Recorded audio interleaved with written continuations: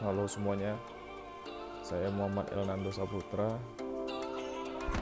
mahasiswa Ilmu Hukum UIB MPM 1751093. Di sini saya akan memberikan penjelasan bagaimana terkait dengan tindak pidana yang dilakukan oleh Menteri Sosial kita belum lama ini. Jadi secara singkat saya jelaskan kronologinya. Berawal dari pengadaan barang berupa bantuan sosial dalam rangka penanganan COVID berupa sembako dari Kementerian Sosial pada tahun 2020 dengan nilai 5,9 triliun dan total 270 kontrak dan dilaksanakan sebanyak 2 periode. Si saudara JPB ini selaku menteri menunjuk MJS dan AW sebagai PPK atau yang biasa disebut dengan pejabat pembuat komitmen. Pelaksanaannya ini dengan cara si AW dan MJS ini menetapkan paket sembako dikenakan fee-nya sebesar Rp10.000 dari Rp300.000 per paket bansosnya. Selanjutnya MJS dan AW ini dibuatkan kontrak pekerjaan dengan supplier sebagai rekanan, diantaranya AIM, AS, dan PT RPE yang diduga miliknya si MJS ini. Kemudian udah terkumpul tuh uangnya dari bulan Oktober sampai Desember ini sejumlah 8,8 miliar yang telah digunakan oleh JPB untuk keperluan pribadinya.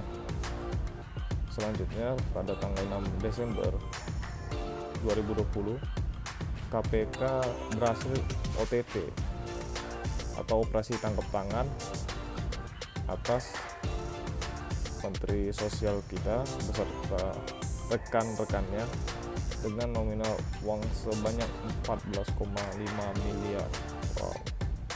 Kemudian para tersangka berupa barang bukti dibawa ke KPK untuk kepentingan pemeriksaan yang lebih intensif. Jadi topiknya ini tindakan korupsi dana bansos yang dilakukan oleh Menteri Sosial, maka KPK menyangkakan tersangka melanggar pasal 12 huruf A dan huruf B pasal 11 UU nomor 20 tahun 2001 JO pasal 55 ayat 1 KUHP. Terus isu hukumnya nih, mengapa KPK ini menyangkakan tersangka JPB sebagai Kemensos dengan pasal ini? Seperti yang kita ketahui, si JPB ini melakukan tindak pidana korupsi saat pandemi, yang dimana bisa dibilang merupakan bencana alam atas tindakan yang dilakukan JPB. Sebagai besar masyarakat Indonesia meminta agar mereka ini dihukum mati.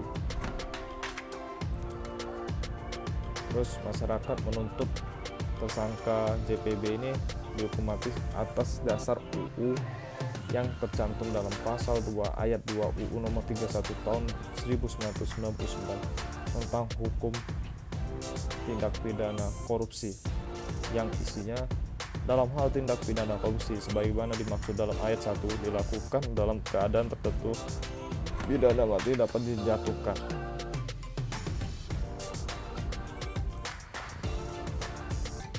Selanjutnya ada argumentasi yang berisi, kalau dilihat dari Kepres nomor 12 tahun 2020 tentang COVID yang menyatakan bahwa COVID merupakan bencana nasional. Walaupun Pak Jokowi mengatakan bahwa COVID-19 merupakan bencana non alam, tapi efeknya itu diakibatkan oleh bencana tersebut lebih besar dari bencana alam seperti yang biasa kita alami. Dan bencana ini sangat dirasakan oleh seluruh masyarakat dunia dan masyarakat yang sangat tersiksa adanya bencana ini, seluruh elemen masyarakat. Maka atas dasar itu tersangka tipikor dana bansos bisa dijatuhi hukuman pidana mati. Terus di pasal 2 ayat 2 UU nomor 31 tahun 99 yang berbunyi, dalam hal tindak pidana korupsi sebagaimana dimaksud dalam ayat 1 dilakukan dalam keadaan tertentu, pidana mati dapat dijatuhkan. Jadi di keadaan tertentu disebutkan dalam pasal tersebut, maksudnya ini negara sedang dalam keadaan krisis moneter dan menghadapi bencana alam. Saat ini negara menghadapi pandemi yang mana akibatnya lebih besar dari bencana alam. Maka bisa dikatakan bahwa tipikor yang dilakukan oleh Kemensos ini termasuk dalam pasal 2 ayat 2 UU nomor 31 tahun 1999. Selain merugikan negara, tindakan ini juga dilakukan di masa pandemi, yaitu termasuk bencana nasional.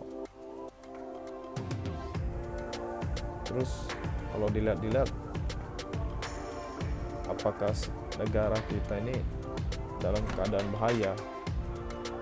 Tapi kita tahu negara sedang tidak dalam keadaan bahaya, yang mana berdasarkan UU.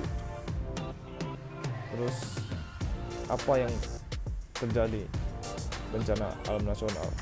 Apakah COVID-19 ini termasuk bencana alam nasional? Dalam Kepres 12 tahun 2020, COVID-19 ini bukan bencana alam tapi bencana non alam. Terus ada negara dalam krisis ekonomi dan moneter. Kalau yang kita lihat saat ini negara kita ini sedang resesi. Secara teknis tidak sama dengan krisis ekonomi. Resesi itu adalah pertumbuhan ekonomi minus 2 kuartal berturut-turut. Maka jika alasan tersebut dapat dibuktikan secara hukum, maka tipikor korupsi bantuan sosial ini tidak termasuk dalam ketentuan pasal 2 ayat 2 UU nomor 31 tahun 1999. Justru sebaliknya, jika bisa ditemukan secara fakta hukum, maka bisa dituntut pasal 2 ayat 2 UU nomor 31 tahun 1999. Jadi saya akan memberi pendapat saya dalam kasus ini. Kalau menurut saya alternatif lainnya untuk memutuskan hukum terhadap korupsi bansos ini, selain yang pasal disangkakan ketua KPK dan hukuman mati, yaitu melalui gugatan perdata, yang dimana dalam UU Tipikor ada instrumen yang termasuk dalam gugatan perdata seperti uang pengganti. Karena saat ini tersangka tipikor hanya mengembalikan uang penggantinya sebanyak 5%. Itu tidak efisien dan tidak membuat efek jera terhadap para si koruptor ini. Untuk mengefisienkan uang pengganti atas tersangka, maka dimulai tuntutannya untuk membuktikan atas uang-uang yang termasuk uang korupsi. Maka negara harus berani menggugat. Yang dimaksudkan ini mengembalikan lagi uang yang belum dikembalikan kepada negara. Selanjutnya, selain menuntut pasal 12 ayat A dan B ini, dalam UU Tipikor sebaiknya Penyidik menambahkan tuntutan pidana UU TPPU nomor 25 tahun 2003 JO, UU nomor 8 tahun 2010. Kenapa? Karena si tersangka ini sudah melakukan pencucian uang korupsi sebelum tertangkap OTT oleh KPK, yaitu menggunakan uang tersebut untuk keperluan pribadinya yang termasuk dalam tindakan pencucian uang. Sekian analisa argumentasi hukum dari saya. Bila